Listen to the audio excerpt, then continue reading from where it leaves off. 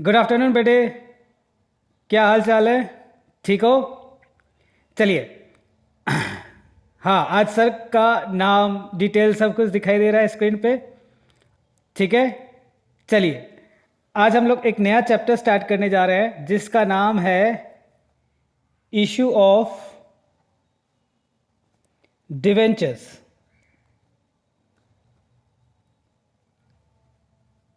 अब मैं इसके बारे में क्या बोलूं? मैं तो कह रहा हूं कि अगर मैं इस चैप्टर को 2-3 टॉपिक के अलावा अगर ना पढ़ाऊं तो क्या मेरे बच्चे कर नहीं सकते? एकदम कर सकते हैं। It's a very very simple. इतना सिंपल है कि क्या बोले। ठीक है, वास्तव में बहुत सिंपल सा चैप्टर है जो आपने इश्यू ऑफ शेयर्स में पढ़ रखा था। ऑलमोस्ट 95% से ज़्यादा बोल सकते हैं कि ऐसा वही है कंसेप्ट। ठीक है, चलो। फिर भी कुछ एक टॉपिक है जिसकी हम चर्चा करेंगे, बट आज नहीं, नेक्स्ट क्लास से। आज हम लोग सिर्फ क्या पढ़ेंगे, इसके बेसिक कॉन्सेप्ट्स के बारे में पढ़ेंगे। ठीक है, बेसिक कॉन्सेप्ट्स। डिवेंचर्स के बारे में थोड़ा सा नॉलेज ले ले। ठीक है, इसमें से पूछा जाता है आपको, इसीलिए। चलो देखो, मेरी बात ध्यान से सुनना आप लोग। धीरे धीरे चलेंगे, आराम से, कोई जल्दबाजी नहीं है। देखो, ये है कोई कंपनी। ठीक है, कंपनी को जब पैसे की ज़रूरत होती है, ठीक है ना, तो वो क्या करती है, पब्लिक में अनाउंसमेंट कराती है कि मुझे पैसे की ज़रूरत है। ठीक है, किस फॉर्म में? कैपिटल के फॉर्म में। ठीक है, तो वो क्या करती है, पब्लिक को अनाउंसमेंट कराती है, और पब्लिक क्या करते हैं, उनमें पैसा लगाती है। ठीक है, फॉर्म भरती है, फिर उसके साथ एप्लीकेशन का पैसा देती है। फिर कंपनी उनका फॉर्म अगर एक्सेप्ट कर लेती है तो वो उनको क्या बना देती है, मालिक, जिसको आप लोग बोलते हो शेयर होल्डर्स। ठीक है, और कंपनी ये क्या करते हैं, कंपनी में पैसे लगाते हैं, पैसे देते हैं, और कंपनी बदले में इनको क्या दे देती है, शेयर्स दे देती है। ठीक है, तो ये हम लोग पढ़ चुके हैं इशू ऑफ शेयर्स में। ठीक है, अब क्या होता है, ध्यान से सुनना। इस चैप्टर में हम क्या पढ़ेंगे, देखो, कंपनी क्या होती है। कभी कभी कंपनी कहती है कि भैया देखो, हमें कैपिटल के अलावा ना लोन भी चाहिए। क्या चाहिए? लोन चाहिए। ठीक है, अब आपको पता है एक जरिया है कि सर कंपनी क्या करेगी, बैंक के पास जाएगी, बैंक और फाइनेंशियल इंस्टीट्यूशंस के पास जाएगी, और बदले में क्या ले लेगी, लोन ले लेती है। ठीक है, ओके। अब क्या करेगी कंपनी, जब लोन लेगी तो इसके बदले में क्या देगी, इंटरेस्ट देगी। किसको? बैंक को या फिर फाइनेंशियल इंस्टीट्यूशंस को। ठीक है, अब क्या करती है कंपनी, कहती है कि देखो बैंक जी, आपके पास क्या है, फॉर्मेलिटीज बहुत ज़्यादा है। ठीक है, और आप हमें उतना फाइनेंस नहीं कर सकते जितने हमें ज़रूरत हो, है ना। मान लो इसको ज़रूरत है 1,000 करोड़ रुपए की ज़रूरत है, कंपनी को 1,000 करोड़ की ज़रूरत है। क्या बैंक इतना पैसा दे सकती है? क्या नहीं ना। और मान लो कंपनी, मान लो किसी एक पर्टिकुलर जगह पे है, मान लो अगर बेंगलोर में है, तो कंपनी क्या करेगी, सर बेंगलोर में एक ब्रांच के पास जाएगी, उनसे पास कितना पैसा दे सकती है, लिमिटेड उसके पास सोर्सेस है। इसीलिए कंपनी कहती है कि भैया देखो, मैं एक तरह से एक और लोन लूंगी। उस लोन में क्या करूंगी, मैं पब्लिक के पास अनाउंसमेंट करूंगी कि मुझे लोन चाहिए। जिस तरह सेल्स में अनाउंसमेंट होता है, उसी तरह इसमें भी कंपनी क्या करेगी, अनाउंसमेंट करेगी कि भैया हमें लोन चाहिए। ये कौन है? पब्लिक। अब पब्लिक तो भाई साहब पूरे वर्ल्ड में फैले हुए हैं, है ना। इंडिया में भी है, पूरे वर्ल्ड में भी है। अब यहां से क्या होगा, कंपनी को बहुत वाइडर स्कोप मिल जा रहा है पैसे की अरेंजमेंट करने की। अब पब्लिक से क्या करेगी, पब्लिक को कहेगी कि भैया आप हमें पैसे दो, एज अ लोन के रूप में, ठीक है। और बदले में क्या करेगी कंपनी, इनको एक कागज का टुकड़ा दे देगी, एक पीस ऑफ पेपर लेगी, है ना, एक पीस ऑफ पेपर ले लेगी। मैं इसको और ऊपर कर दूं, हाँ, एक पीस ऑफ पेपर ले लेगी, ठीक है ना, ये स्टैम्प पेपर होता है। इस पे क्या करेगी कंपनी, क्या करेगी, मान लो इससे लिया 1 लाख रुपए, इससे भी लिया 1 लाख, इससे लिया 1 लाख, इनसे भी लिया 1 लाख रुपए, और कह देगी कि भैया हमने आपसे 1 लाख रुपए लिए हैं और बदले में हम आपको प्रिंसिपल के साथ साथ क्या देंगे, इंटरेस्ट देंगे, ठीक है, और बदले में आपको सिक्योरिटी भी प्रोवाइड करेंगे, ठीक है ना। सिक्योरिटी का मतलब होता है मॉर्गेज, गिरवी रख देंगे आपको हमारा कोई एसेट्स, ठीक है। ये सारी बातें क्या करते हैं, एक कागज पे लिख कर दे देते हैं। इस कागज के टुकड़े को हम लोग कहते हैं डिवेंचर्स, ठीक है। और ये किसको दे देगी, जो जो पब्लिक को दे देगी, जो जो लोन देगी कंपनी को।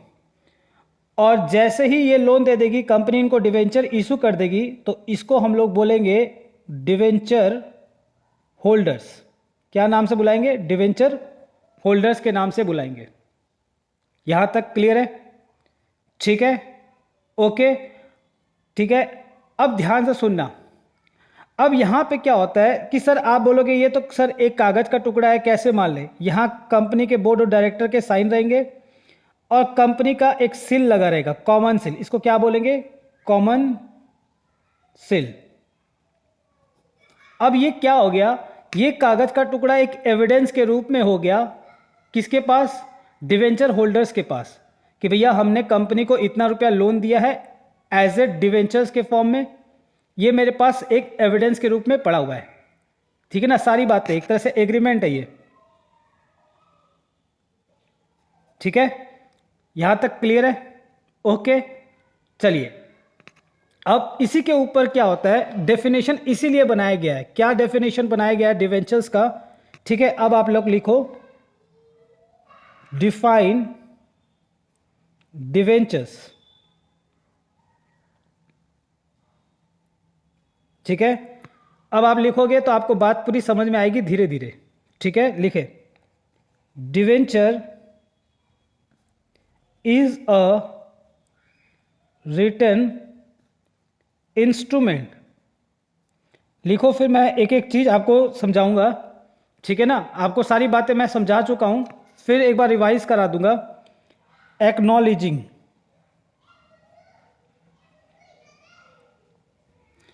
ठीक है, एक्नॉलेजिंग अ डेप्ट, लिख रहे हो साथ साथ, बातें तो नहीं कर रहे हो, ठीक है ना। एक्नॉलेजिंग अ डेप्ट under the common seal of the company, ठीक है, under the common seal of the company, it contains a contract, जिसको हम लोग क्या बोलते हैं, agreement, for repayment of principal, for repayment of principal after a fixed period of time and for payment of interest at fixed rate payable usually, मैंने एक word लिखा है यूजुअली, आइदर हाफ ईयरली और ईयरली ऑन फिक्स्ड डेट्स। ठीक है, लिख लिया? ठीक है, ओके। अब आ जाओ, मैं एक एक चीज को आपको पूरा याद करवाता हूं, ठीक है ना। टेंशन नहीं लेना कि सर कैसे याद होगा, मैंने सब पढ़ा दिया। वही है, देखो कह रहा है क्या, ठीक है, क्या कह रहा है, देखो कह रहा है debenture is a return instrument. Return instrument मतलब ये कागज का टुकड़ा लिखा हुआ है ना, मुंह से बोलने से नहीं होगा, आपको ये कागज का टुकड़ा पे लिख के देना होगा सारी बातें। ये पीस ऑफ पेपर को बोलते हैं हम लोग रिटर्न इंस्ट्रूमेंट। एक्नॉलेजिंग का मतलब होता है एक्सेप्ट किए हैं। डेप्ट का मतलब लोन, जिस पे क्या होगा, कंपनी का कॉमन सील लगा रहेगा, ठीक है। And it also contains a contract, मैंने कहा था ना ये एक एग्रीमेंट है, जिसमें क्या लिखा रहेगा कि हम आपको प्रिंसिपल अमाउंट देंगे after a fix period of time. मतलब अगर मैं मान लो मैं 1/4/2010 को डिवेंचर इशू कर रहा हूं, तो मैं तुरंत उस एग्रीमेंट में लिख दूंगा कि भाई मैं आपको ये पैसे 5 साल बाद लौटाऊंगा, 1/4/2015। ठीक है ना, ठीक है, आफ्टर 5 ईयर्स, ठीक है ना, 5 साल बाद आपको मैं पैसे लौटाऊंगा। और जिस पे क्या होगा, फिक्स रेट ऑफ इंटरेस्ट रहेगा, ठीक है, ओके। जैसे मान लो कह देगी कंपनी कि भैया हम 12% इंटरेस्ट देंगे, और उसके पहले क्या लिखा रहेगा, इंटरेस्ट का रेट, और यहां लिख देगा डिवेंचर। ठीक है, आपने इक्विटी शेयर में पढ़ा था कि इक्विटी शेयर का रेट ऑफ डिविडेंड फिक्स नहीं रहता, लेकिन हम जब यहां पे हो, क्या होता है डिवेंचर के केस में, ये जो इंटरेस्ट होगा, इस इंटरेस्ट का रेट फिक्स रहता है, और ये हम डिवेंचर्स के पहले लगाते हैं, इसको बोलते हैं प्रीफिक्स, पहले लगाना पड़ता है बेटे। ठीक है, पहले हम क्या कर देंगे, यहां लिख देंगे कि भैया इतना रेट ऑफ इंटरेस्ट हम देंगे। ठीक है, इस रेट ऑफ इंटरेस्ट को हम लोग एक नया नाम देते हैं यहां पे, जिसको हम लोग कहते हैं कूपन रेट। क्या बोलोगे, कूपन रेट। अगर आपसे कोई पूछे कि बताओ कूपन रेट क्या होता है, तो आप कहना इंटरेस्ट रेट को ही हम क्या बोलते हैं, कूपन रेट बोलते हैं।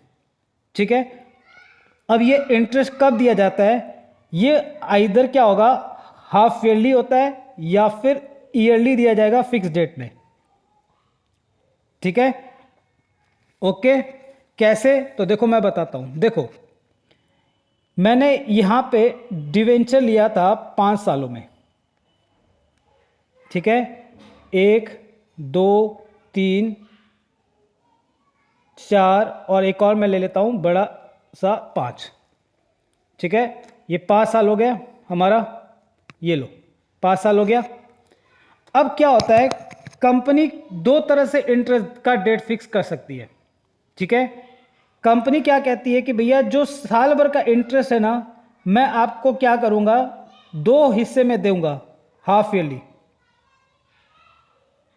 ठीक है, हाफ ईयरली, आधा यहां पे और आधा ईयर एंड पे, फिर आधा यहां पे और आधा ईयर एंड पे, आधा यहां पे, आधा ईयर एंड पे, आधा यहां पे, आधा ईयर एंड पे, हाफ यहां पे और हाफ ईयर एंड पे। ठीक है, तो कई बार क्या होता है, कंपनी हाफ ईयरली भी दे देती है, या फिर कंपनी कह देगी कि नहीं भैया एक काम करो, एक ही बार में ना साल के अंत में आना और अपना ब्याज का पैसा लेकर चले जाना, लो खत्म। ठीक है, तो 2 तरीका है, लेकिन यूजुअली क्या होता है, ज्यादातर कंपनी क्या करती है, हाफ ईयरली फॉलो करती है ज्यादातर। ठीक है, ओके। जैसे मान लो फॉर एग्जांपल कि अगर मेरा साल भर का ब्याज, ठीक है ना, 6,000 बनता है, मान लो 6,000 बन रहा है, तो कंपनी क्या करेगी, 3,000 यहां पे देगी, फिर 3,000 क्या करेगी, यहां दे देगी। ठीक है, फिर 3,000 यहां दे देगी, फिर 3,000 यहां दे देगी। तो मतलब साल में 2 टुकड़ा कर देती है, 3,000 3,000 ऐसे करके टुकड़े कर देती है, या फिर कह देगी कि भैया एक ही बार में साल के अंत में आना और 6,000 लेकर चले जाना। बात समझ में आ रहा है? ठीक है, तो यही यहाँ पे सारी बातें लिखी रहती है इस एग्रीमेंट, इस डीड कागज के ऊपर। ठीक है, इस कागज को हम लोग क्या बोलते हैं? डिवेंचर। क्लियर है?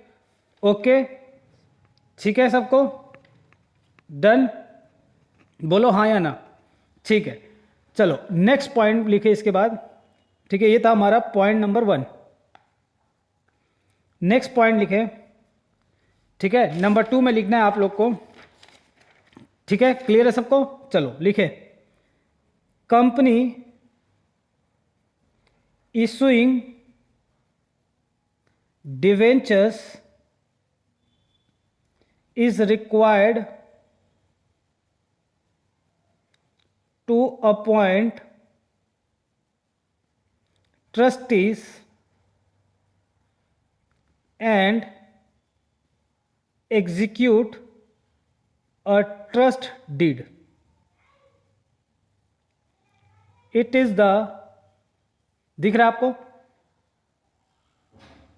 It is the responsibility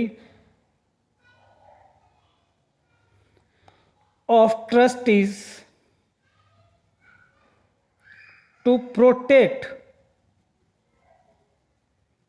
the interest of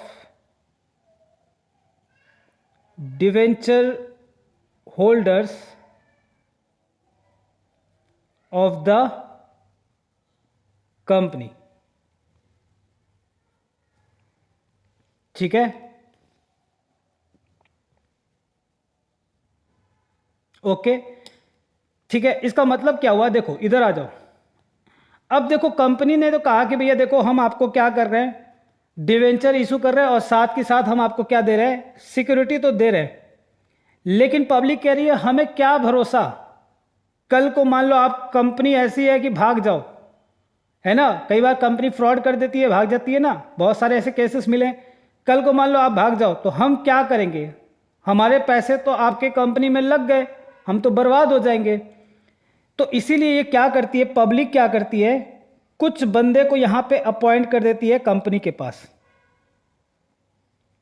ठीक है, एक गठन बना देती है, उस गठन का नाम होता है, कमिटी बनाती है, उस कमिटी को हम लोग बोलते हैं ट्रस्टीज, ट्रस्ट बोलते हैं, ऐसे इस कमिटी को बोलते हैं ट्रस्ट। और यहां जो बंदे होते हैं उनको हम कहते हैं ट्रस्टीज। ठीक है, क्लियर है? ओके, तो पब्लिक कह रही कि भैया कंपनी को कि भैया कंपनी जी हम आपको बहुत विश्वास करते हैं, इतना विश्वास करते हैं कि चलिए आपने मुझे सिक्योरिटी दिया, ये दिया, वो दिया, कोई बात नहीं, ठीक है ना? कल को कंपनी कुछ गलत काम कर जाए, है ना, हमारा डिफॉल्ट हो जाए प्रिंसिपल देने में, इंटरेस्ट देने में, या फिर आपके ऊपर कोई केस लग जाए और हम धरे के धरे रह जाए, है ना? किंगफिशर के केस में याद है ना, हुआ था। तो इसीलिए हमें क्या करना होगा, हम क्या करेंगे, हम एक गठन बना देंगे कमेटी जिसका नाम होगा ट्रस्ट, और उस ट्रस्ट में जो बंदे होंगे उसे हम कहेंगे ट्रस्टीज। अब इनका क्या रोल होगा, ये ट्रस्टीज क्या करेंगे? ठीक है, ये ट्रस्टीज क्या करेंगे, ये ट्रस्टीज जो है, ये ट्रस्टीज डिवेंचर होल्डर्स के principal amount plus security plus interest, इन तीनों का क्या करेंगे? सुरक्षा करेंगे, दैट इज प्रोटेक्शन, है ना, प्रोटेक्शन करेंगे। ठीक है, कि कहीं कंपनी डिफॉल्ट तो नहीं हो जाएगी इनके ये सब देने में। ठीक है, तो यही बात यहां पे लिखा हुआ है, मैंने यही लिखा है, देखो कि जो कंपनी इशू कर रही है ना डिवेंचर्स, वो क्या करेगी, एक ट्रस्ट बनाएगी, और उसमें जो बंदे होंगे वो ट्रस्टीज होंगे, उनका मेन काम क्या होगा, to protect interest and principal of the debentures. Okay, clear है? ओके, चलिए अब आ जाते हैं हम लोग, मेन जो पॉइंट होगा जो बहुत इंपॉर्टेंट है आपके एग्जाम के लिए। ठीक है, क्या है वो इंपॉर्टेंट पॉइंट? आइए देखो सर, सबसे इंपॉर्टेंट क्वेश्चन है ये, वेरी वेरी इंपॉर्टेंट, ये आपसे एग्जाम में पूछा जाता है कई बार। Difference between shares and debentures. ठीक है, शेयर्स और डिवेंचर्स में डिफरेंस क्या है आपको ये बताना है। ठीक है, तो सबसे पहला जो डिफरेंस होगा वो होगा ओनरशिप का। ओनरशिप का, ठीक है, आपको मैं बता दूं, देखो मैं यहां पे किसके साथ कंपैरिजन कर रहा हूं, शेयर्स और डिवेंचर में। तो मैं यहां पे क्या लिखूंगा, शेयर्स, और मैं यहां लिख रहा हूं डिवेंचर्स। देखो आपको भी पता है कि मैंने शुरू में अभी बताया कि हम लोग पिछले टर्म वन में हम लोग पढ़ चुके हैं कि शेयर्स किसको इशू किया जाता है, सर शेयर इशू किया जाता है शेयर होल्डर्स को। ठीक है, और अभी हमने पढ़ा है कि डिवेंचर इशू किया जाता है डिवेंचर होल्डर्स को। ठीक है, और इनसे हम क्या लेते हैं, कैपिटल, और इनसे हम क्या लेते हैं, लोन। ठीक है, ये जो शेयर्स होल्डर जो होते हैं ना, ये कंपनी के क्या होते हैं सर, मालिक होते हैं। ठीक है, और ये जो लोन जो दिए रखे हैं डिवेंचर होल्डर, वो क्या होता है, कंपनी के क्रेडिटर्स होते हैं। क्रेडिटर्स बोल दो या लेंडर्स बोल दो। ठीक है, तो आपका यही पॉइंट है पहला कि ओनरशिप में क्या हो रहा है कि ये कंपनी के क्या है, ओनर है, कैपिटल दे रहे हैं इसीलिए वो क्या है, ओनर है। ठीक है, और ये जो डिवेंचर होल्डर है या जो जिनको डिवेंचर इशू किया गया है, वो कंपनी के क्या है, क्रेडिटर है या फिर लेंडर्स है। ठीक है, इसीलिए इसको हम लोग बोलते हैं ओन्ड कैपिटल, खुद का पैसा। ठीक है, और इसको हम लोग बोलते हैं बोरोड कैपिटल, बाहर का पैसा। ठीक है, ठीक है, बोरोड कैपिटल बोल दो या फिर बोरोड फंड बोल दो। ओके, क्लियर है पहला पॉइंट। ठीक है, चलो नेक्स्ट दूसरा पॉइंट है हमारा रिटर्न। ठीक है, अगर मैं रिटर्न की बात करूं तो मैं अगर इक्विटी शेयर्स की बात करूं, शेयर्स मतलब हम इक्विटी शेयर्स की बात कर रहे हैं बेटे, ठीक है ना, ऑर्डिनरी शेयर्स की बात करेंगे। और रिटर्न की बात करूं अगर डिवेंचर्स की, तो क्या होगा। ठीक है, आपको मैंने कैश फ्लो में भी पढ़ाया था कि सर जो डिविडेंड होता है ना, हम जो शेयर होल्डर होते हैं ना, उनको हम क्या देते हैं, डिविडेंड। और जो डिवेंचर्स होल्डर होते हैं, डिवेंचर्स पे हम उनको क्या देते हैं, इंटरेस्ट। ठीक है, ओके, और मैंने पहले भी आपको समझा रखा है कि जो शेयर्स पे जो डिविडेंड हम लोग देते हैं ना, इसका जो रेट होता है वो फिक्स नहीं होता। ठीक है, ये कब दिया जाता है, अगर कंपनी के पास प्रॉफिट होगा तो देंगे, अदरवाइज नहीं देते, है ना। अगर प्रॉफिट होता भी है तो फिर वो बोर्ड ऑफ डायरेक्टर प्रपोज करते हैं, एजीएम में जाके उसको फाइनल करना पड़ता है ना। सारी बातें हम लोगों ने कैश फ्लो में चर्चा कर लिया था। लेकिन डिवेंचर के ऊपर जो इंटरेस्ट होता है ना, इसका रेट क्या होता है, फिक्स्ड होता है। अभी मैंने आपको बताया था कि एग्रीमेंट में पहले ही बता दिया जाता है कि भैया हम आपको इतना परसेंटेज इंटरेस्ट देंगे, जिसको हम लोग क्या कहते हैं, कूपन रेट। तो हम इसीलिए डिवेंचर्स के पहले क्या बताया था मैंने अभी, कि परसेंटेज का साइन दिया रहेगा और उसके बाद क्या लिखा रहेगा, डिवेंचर्स। इसका मतलब प्रीफिक्स्ड है, पहले से तय करके रखा हुआ है कि भैया आपको कितना रिटर्न दिया जाएगा। और सबसे बड़ी बात कि ये जो इंटरेस्ट आप दोगे, ये प्रॉफिट हो या लॉस हो, आपको देना ही पड़ता है। So it is called charge against profits. ठीक है, क्लियर है, डन। चलो तीसरा है रिपेमेंट। तीसरा हो गया हमारा रिपेमेंट। रिपेमेंट क्या होगा, रिपेमेंट का मतलब क्या होता है सर, रिपेमेंट का मतलब होता है पैसा लौटाना।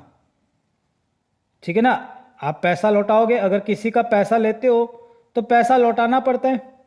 ठीक है, तो अब क्वेश्चन उठता है कि सर पैसा लौटाते हैं तो क्या क्राइटेरिया है, हमारा कंपनीज एक्ट क्या कहता है। देखो कहता है कि अगर कंपनी ने शेयर ले रखा है ना, सॉरी, अगर कंपनी ने शेयर इशू कर रखा है ना और पैसा ले रखा है शेयर्स के जरिए, तो जो शेयर होल्डर होते हैं ना, उनको पैसे देने की जरूरत नहीं है।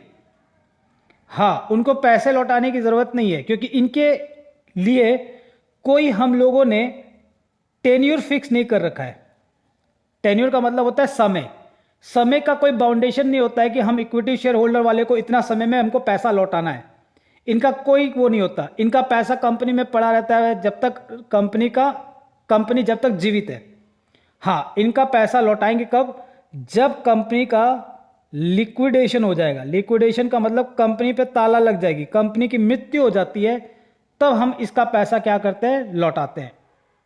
ठीक है, हाँ, वाइंडिंग अप, ठीक है ना। तो हम क्या करते हैं, इसका पैसा हम क्या करेंगे? रखे रहते हैं जब तक कंपनी चल रही है। ओके,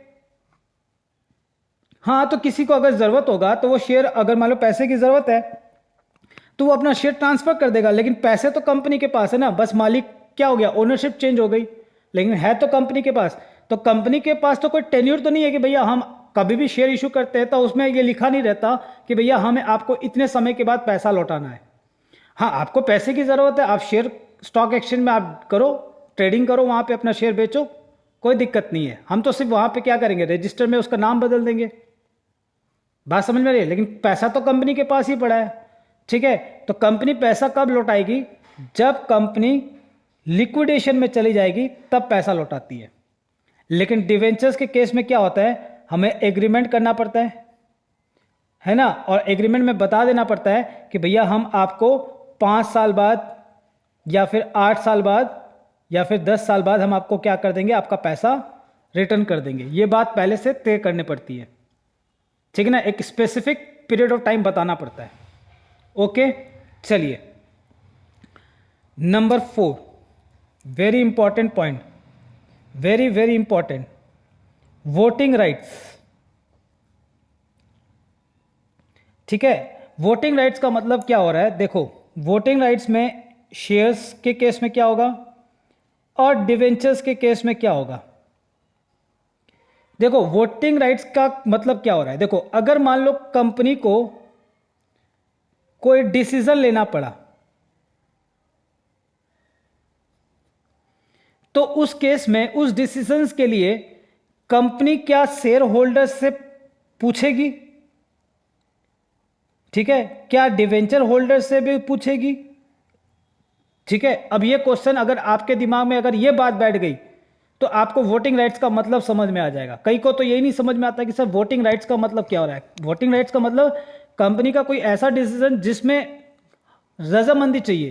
तो वो क्वेश्चन हो रहा है कि रजामंदी क्या दोनों की जरूरत पड़ती है? शेयर होल्डर की भी जरूरत पड़ती है और डिवेंचर होल्डर की भी जरूरत पड़ती है। द आंसर इज, बोलो यस और नो। वेट करो, ये राज है, अभी ये राज आपको खुल जाएगा। देखो कैसे, एकदम लॉजिक से समझना। देखो, अभी मैंने आपको कहा था कि डिवेंचर होल्डर वाले को हम लोग क्या करते हैं, एक सिक्योरिटी दे देते हैं, गिरवी कर देते हैं अपने एसेट्स को, मॉर्गेज कर देते हैं हम अपना मॉर्गेज कर देते हैं एसेट्स को। ठीक है, कोई भी एसेट दे देते हैं, चाहे लैंड दे दिए, बिल्डिंग दे दिए, प्लांट मशीनरी दे दिए, फर्नीचर दे दिए, अपना ट्रेड रिसीवेबल दे दिए, स्टॉक दे दिए, तो कुछ भी हम अपना क्या करते हैं, एसेट्स को हम लोग क्या करते हैं, गिरवी कर देते हैं। और शेयर्स के बदले में हम कोई भी चीज मॉर्गेज नहीं करते। ठीक है, ऊपर से इनके लिए हम लोग क्या बना रखे हैं, ट्रस्ट बना रखे हैं, जहां पे क्या है, बहुत सारे लोग बैठे हुए हैं जिनको हम क्या कहते हैं, ट्रस्टीज कहते हैं। बोलो हाँ या ना। अब सोच के देखो, इनका पैसा कहां जाने वाला, इतना आपको हम सुरक्षा दे रहे हैं, इनका पैसे की क्या डर है? डर किसको है ये बताओ? सर डर तो शेयर होल्डर वालों को है। तो अब आप खुद बताओ लॉजिकली कि हम कोई भी डिसीजन लेंगे तो किससे पूछना ज्यादा जरूरी है? सर शेयर होल्डर से पूछना ज्यादा जरूरी है। क्या डिवेंचर होल्डर की जरूरत है क्या? उनको तो हम सारा सुरक्षा दे रहे हैं, इसीलिए इनको कोई वोटिंग राइट्स नहीं मिलता। हाँ, जो डिसीजन होगा हम वो ट्रस्टीज को बता दिया करेंगे, भैया कि आपके पैसे जो है ठीक है ना, जो आप जिनके बिहाफ में काम कर रहे हो उनका पैसा का कोई भी घपला नहीं होगा, कोई नुकसान नहीं होगा। ठीक है, तो इसीलिए क्या होता है, वोटिंग राइट सिर्फ शेयर होल्डर्स को दिया जाता है, डिवेंचर होल्डर्स को कोई वोटिंग राइट्स नहीं मिलता। क्लियर है? Okay, next point, security. अभी मैंने आपको बता दिया, सिक्योरिटी के बारे में मैंने बता दिया। ठीक है, क्या बताया कि सर शेयर्स के केस में क्या होता है, कोई सिक्योरिटीज नहीं रखी जाती, लेकिन डिवेंचर्स के केस में जनरली क्या होता है, हम लोग सिक्योरिटी क्या करते हैं, या फिर कोई एसेट्स को हम लोग मॉर्गेज कर देते हैं। ठीक है, ओके, क्लियर है? ठीक है। Number 6, convertibility. ठीक है, कन्वर्टिबिलिटी का मतलब क्या होता है, देखो ये है शेयर्स के केस में क्या बोलेगा और डिवेंचर्स के केस में क्या बोलेगा। देखो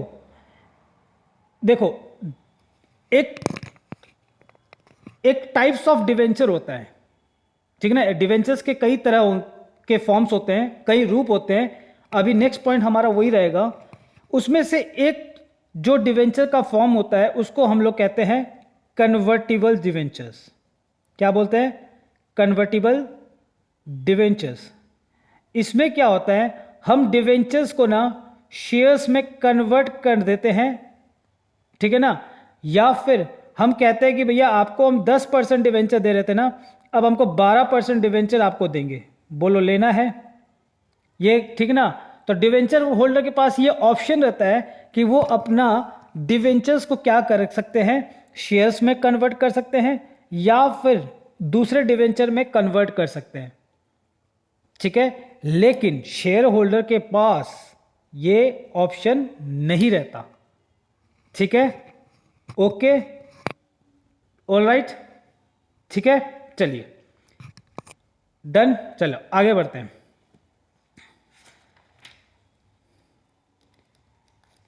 आज मैं आपको यहां से शेयर बना के भेजूंगा, ठीक है ना। आप दहाड़ोगे बाजार में आज कि आज कौन आएगा हमारे सामने, हम भी तो देखें है किस में कितना दम। ठीक है, चलो आ जाओ। Types of debentures.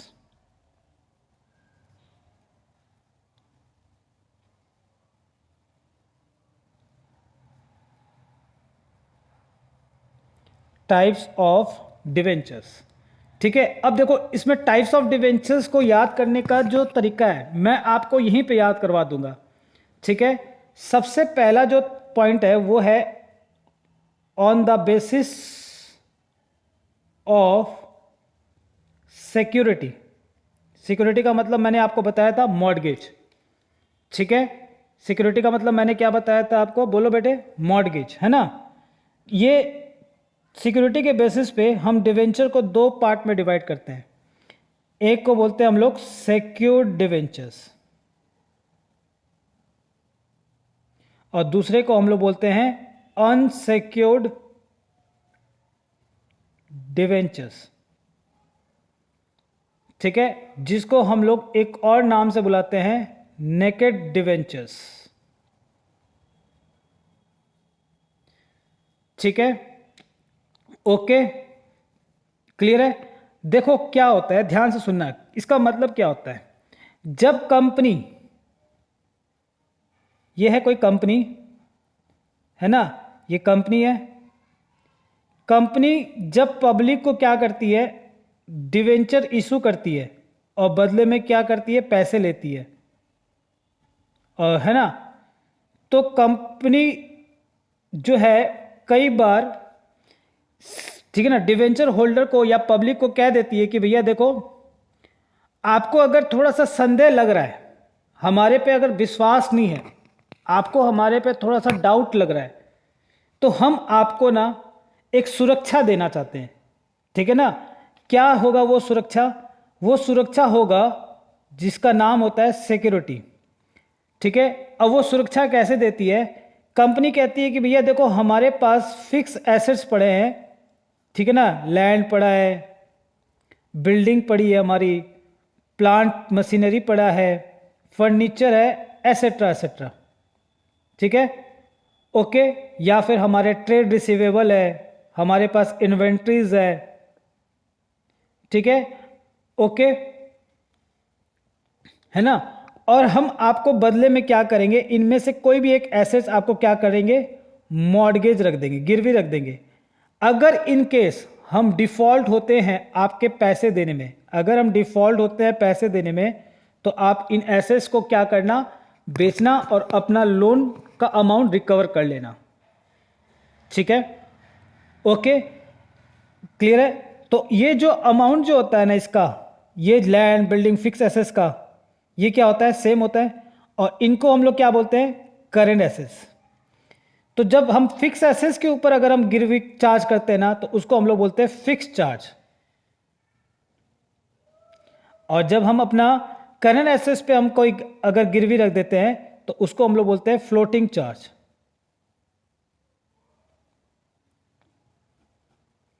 ठीक है, ओके।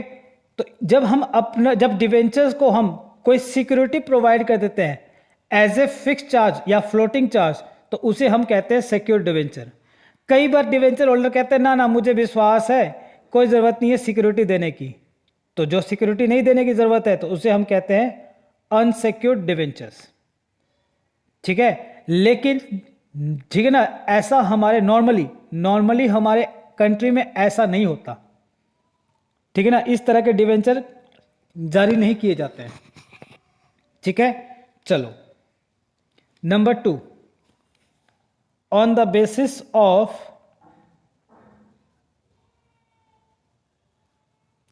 टेनियर। टेनियर का मतलब होता है पीरियड, ठीक है। इसके आधार पे हम डिवेंचर्स को 2 भाग में डिवाइड करेंगे। एक को बोलते हैं हम लोग रिडीमेबल डिवेंचर्स, और दूसरा होता है हमारा, बोलो कौन बोलेगा, इरिडीमेबल डिवेंचर्स, ठीक है। एक होता है रिडीमेबल डिवेंचर्स, एक होता है हमारा इरिडीमेबल डिवेंचर्स, ठीक है। रिडीमेबल डिवेंचर और इरिडीमेबल डिवेंचर्स में क्या फर्क है, आइए देखो। जब कंपनी पब्लिक से लोन लेती है एज ए डिवेंचर्स के रूप में,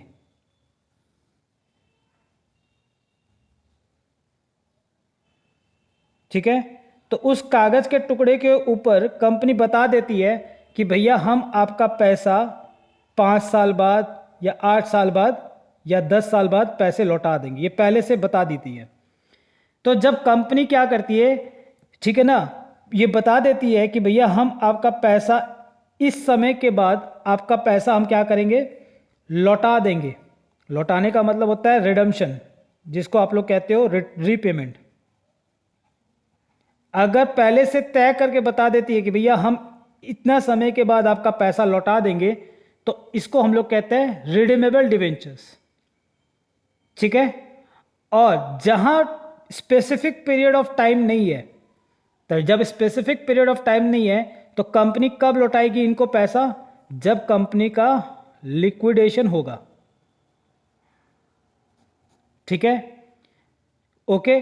जब कंपनी का लिक्विडेशन होगा तो ऐसे डिवेंचर्स को हम लोग कहते हैं इरिडीमेबल डिवेंचर्स। अब आप बोलोगे सर ये कैसा डिवेंचर हो गया, हाँ पैसे ही नहीं लौटाएगी, तो इसी को हम लोग एक और नाम से बुलाते हैं परपिचुअल डिवेंचर्स। ये क्या बात हो गई सर, हाँ ऐसा होता है, लेकिन अब क्या हो गया, ये इस तरह का डिवेंचर जो है हमारे देश में अब बहुत कम जारी होती है, ना के बराबर, है ना, ठीक है ना। बहुत कम ही कंपनी ऐसे इशू करती होगी और पब्लिक भी ऐसा कोई लेना नहीं चाहेगी, ठीक है ना, तो इसीलिए ये उतना प्रचलित नहीं है, ओके, क्लियर है। चलो तीसरा, थर्ड,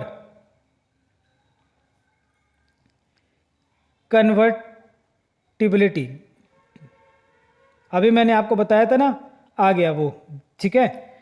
इसमें क्या होता है, इसमें भी डिवेंचर 2 प्रकार के होते हैं। एक को हम लोग बोलेंगे कन्वर्टिबल डिवेंचर्स और दूसरा होगा हमारा नॉन कन्वर्टिबल डिवेंचर्स। ठीक है, कन्वर्टिबल डिवेंचर्स और नॉन कन्वर्टिबल डिवेंचर्स। ठीक है, देखो कन्वर्टिबल डिवेंचर्स में क्या होता है। कन्वर्टिबल डिवेंचर्स का मतलब अभी मैंने बताया था कि यहां कंपनी क्या करती है, डिवेंचर होल्डर्स को ना एक ऑप्शन देती है कि भैया आपके पास एक ऑप्शन है कि आपका जब मर्जी होगा ना तो आप अपने डिवेंचर्स को क्या कर सकते हो, शेयर्स में या फिर दूसरे प्रकार के डिवेंचर्स में कन्वर्ट करा सकते हो, ऑप्शन रहता है। ठीक है, लेकिन इनके पास ऐसा एज सच कोई ऑप्शन नहीं है, जैसा है तैसे का तैसा, जैसे को तैसा, है ना, तुम्हारी ऐसी की तैसी है। ठीक है ना, चलो ये ऐसे का ऐसे ही रहते हैं। ठीक है ना, इनके पास कोई ऑप्शन नहीं है कि जो है इनके पास अब उसी को लेकर रोना, है ना, लेकिन इनके पास क्या है, ऑप्शन होता है कि भैया हम ये क्या कर सकते हैं, अपने डिवेंचर्स को शेयर्स में या फिर दूसरे डिवेंचर्स में कन्वर्ट करा सकते हैं। ठीक है, चलो नेक्स्ट पॉइंट नंबर 4। ठीक है, पॉइंट नंबर 4, पॉइंट नंबर 4 में क्या है, on the basis of registration, on the basis of, दिख रहा है, ऑन द बेसिस ऑफ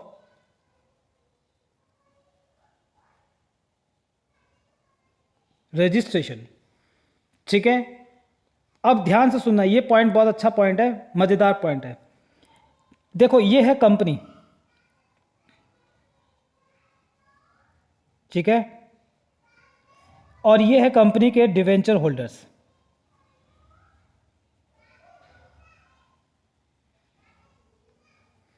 ठीक है, ये है कंपनी, ये है कंपनी के डिवेंचर होल्डर्स। ठीक है, कंपनी क्या करती है ना, कहती है कि भैया ये जो आप लोग डिवेंचर होल्डर हो ना जितने, आप सब का नाम हम क्या करेंगे, एक रजिस्टर पे मेंटेन रखेंगे। ठीक है, ये एक रजिस्टर है जिसके ऊपर हम लोग क्या करेंगे, आपका नाम मेंटेन रखेंगे, नेम एंड एड्रेस।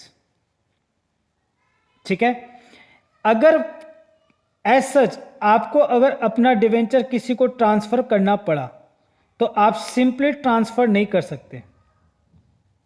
ठीक है, आपको क्या करना पड़ेगा, ट्रांसफर डीड क्या करना पड़ेगा, फुलफिल करना पड़ेगा, और वो कहां से होगा, कंपनी को बताना पड़ेगा। ठीक है, बात समझ में आ रहा है, कंपनी को बताना पड़ेगा, कंपनी वहां पे क्या करेगी, साइन करके देगी उस डीड को, तभी आप क्या कर सकते हो, ट्रांसफर कर सकते हो। ठीक है, और उसके बाद कंपनी क्या करेगी, उसका नाम हटा के दूसरे का नाम लिखेगी। अगर आप सिंपली ट्रांसफर कर देते हो without execution of transfer deed, तो आप किसी बंदे को दिए हो तो उस बंदे को क्या होना पड़ेगा, पहले ट्रांसफर डीड साइन करवाना पड़ेगा।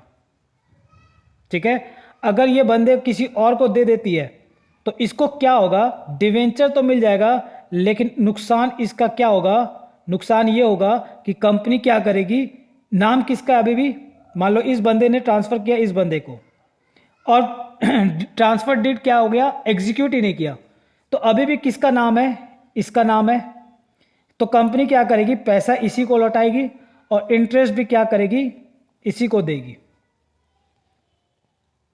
ठीक है, ओके, क्लियर है। तो ऐसे को हम लोग क्या बोलते हैं, ऐसे डिवेंचर्स को हम लोग बोलते हैं रजिस्टर्ड डिवेंचर्स। ठीक है, ओके, क्लियर है, चलो। और इसी का दूसरा फॉर्म क्या होता है, दूसरा फॉर्म ये होता है कि एक कंपनी क्या करती है, एक ऐसा डिवेंचर इशू करती है जिस पे कंपनी के पास कोई रिकॉर्ड नहीं होता। वो कहती है हम कोई रिकॉर्ड मेंटेन नहीं करेंगे। आप डिवेंचर होल्डर को कहती है भैया आपको जिसको ट्रांसफर करना है ना कर दो। ठीक है, जो ये कूपन लेकर आएगा, ठीक है ना, एक अटैच रहता है कूपन, वो जो ये कूपन लेकर आएगा हम उसी को क्या करेंगे, कूपन जो लाएगा उसी को हम इंटरेस्ट देंगे और उसी को हम प्रिंसिपल अमाउंट क्या करेंगे, रिटर्न कर देंगे। बेनामी, कोई नाम नहीं रहता, ठीक है ना। फॉर एग्जाम्पल देता हूं मैं आपको, आप कभी मूवी देखने गए हो, बोलो हाँ या ना, देखने गए हो कभी मूवी? हाँ सर हम तो मूवी बहुत बार गए देखने। जब आप मूवी देखने जाते हो तो आपको वहाँ पे क्या करता है, मैं आपको दिखाता हूँ, मैं आपको दिखा रहा हूँ बेटे, नालायक, देखो मैं दिखा रहा हूँ।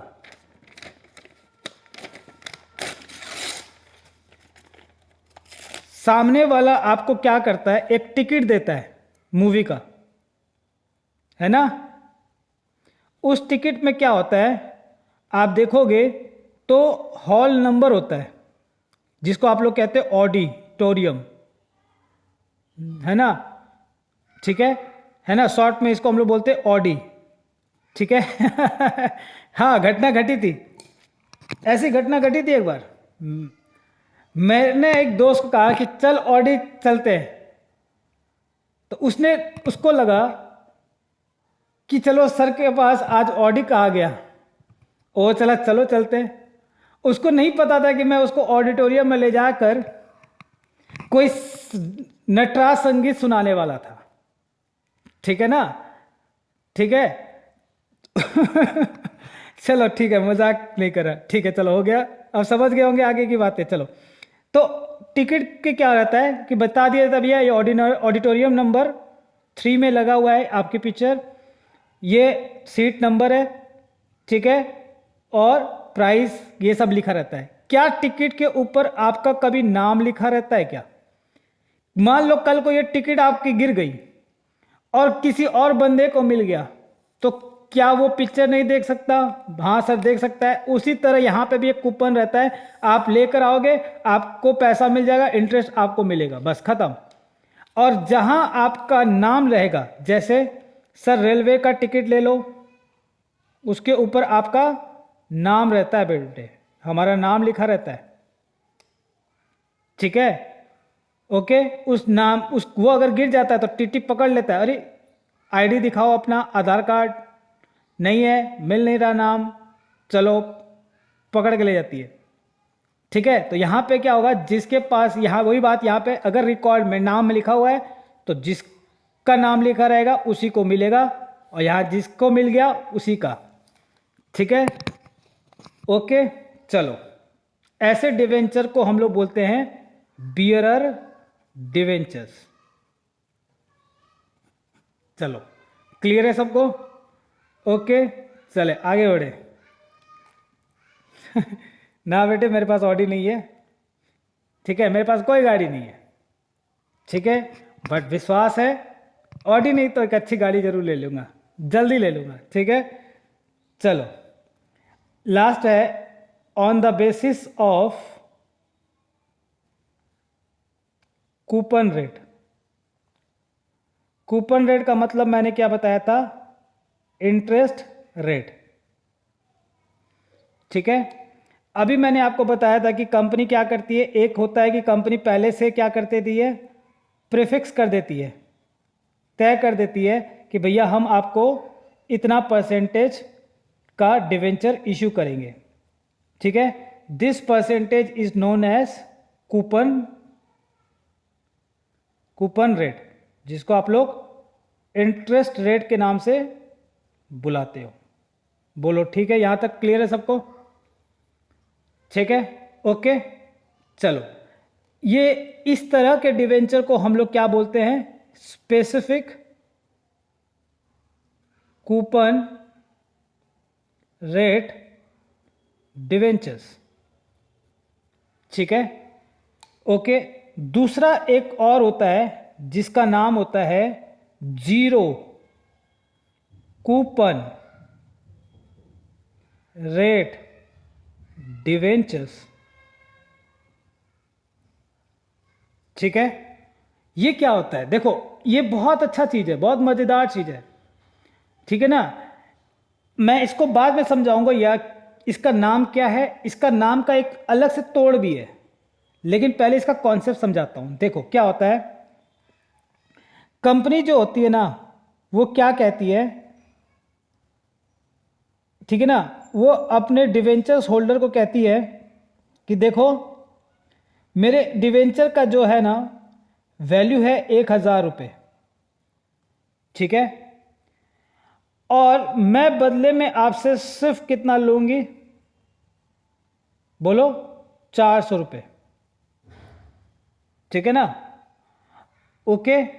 और बदले में मैं आपको कोई इंटरेस्ट नहीं दूंगी, मैं कोई इंटरेस्ट नहीं दूंगी, no interest, there is a no fixed coupon rate. अब आपके दिमाग में उठ रहा होगा कि सर अगर कंपनी कोई इंटरेस्ट नहीं देगी तो बंदा पैसा क्यों लगाएगा? बोलो, मन में एक सवाल उठ रहा है या नहीं उठ रहा है? उठ रहा है कि नहीं उठ रहा है? उठ रहा है, ठीक है साहब। अब सुनो मेरी बात, कंपनी कह रही है कि देखो 1,000 का डिवेंचर है, हम आपसे सिर्फ 400 रुपया लेंगे, लेकिन हम आपको जब लौटाएंगे ना तो ये 1,000 रुपया लौटाएंगे, ठीक है। 400 ले रहे हैं, 1,000 लौटा रहे हैं, तो डिफरेंस कितना हो गया? 600 रुपया एक डिवेंचर के ऊपर। तो ये जो डिफरेंस जो है ना, यही आपका क्या बन जाएगा? इंटरेस्ट का अमाउंट बन जाएगा, ठीक है ना। हम आपको एक ही बार में दे देंगे सारा पैसा, उसी को आप इंटरेस्ट मान लेना, ठीक है। रेट फिक्स नहीं है, ठीक है ना, यहां कोई रेट फिक्स नहीं है, इसीलिए इसका नाम पड़ गया जीरो जीरो कूपन। कूपन का मतलब zero rate of interest debenture. अब देखा, अब समझ में आया? एक ऐसा डिवेंचर जिसका रेट ऑफ इंटरेस्ट क्या है? जीरो है। यहां रेट ऑफ इंटरेस्ट कोई फिक्स नहीं है, बट कंपनी क्या कर रही है? कम पैसे ले रही है और बदले में क्या कर रही है? उस ज्यादा पैसे पे उसको लौटा दे रही है। 1,000 का ही डिवेंचर है, लेकिन कंपनी क्या कर रही है? इसको डिस्काउंट पे इशू कर दे रही है, और बदले में क्या कर रही है? जब रिडेम्पशन करने की बारी आ रही है, रिपेमेंट पे, तो पूरा का पूरा पैसा लौटा दे रही है। तो जो डिफरेंस हो रहा है वो आपका क्या मान लेंगे ना? इंटरेस्ट मान लेना, ठीक है। क्लियर है? ओके। तो ऐसे डिवेंचर को हम लोग कहते हैं जीरो कूपन रेट डिवेंचर्स, ठीक है। बॉन्ड क्या होता है? बॉन्ड कुछ नहीं होता है बेटे, ठीक है ना। बॉन्ड ही डिवेंचर्स को ही हम लोग क्या कहते हैं? बॉन्ड कहते हैं, ठीक है ना। बस थोड़ा सा पॉपुलर है विदेश उदेश में, तो उसको बॉन्ड कहने लग गए, तो आस्ते आस्ते हमारे कंट्री में भी अब यह वर्ड स्टार्ट हो गया है, ठीक है। क्लियर है? और कुछ हल्का फुल्का थोड़ा डिफरेंस है, उस पर आपको ज़्यादा दिमाग नहीं लगाना, ठीक है। चलो यहां तक क्लियर है सबको? यस और नो बोलो बेटे, फटाफट बोलो, ठीक है। सबको क्लियर है? तो चलिए आज की क्लास हमारी यहीं तक रहेगी। नेक्स्ट डे से हम लोग प्रैक्टिकल सम स्टार्ट कर देंगे इसके ऊपर, ठीक है। ओके, चलिए। अगर हाँ, कैसा लगा वीडियो आप लोग को? और हमारे जो यूट्यूब सब्सक्राइबर है उनसे रिक्वेस्ट है कि आप अपने दोस्तों में ज़्यादा से ज़्यादा वीडियोस को शेयर किया करें, ठीक है ना। मैं आपके लिए मेहनत कर रहा हूँ, तो आप भी मेरे लिए थोड़ा सा हेल्प करें, ठीक है। ओके, चलिए मिलते हैं अपने नेक्स्ट लेक्चर में। तब तक के लिए ta-ta, bye bye, thank you, have a nice day.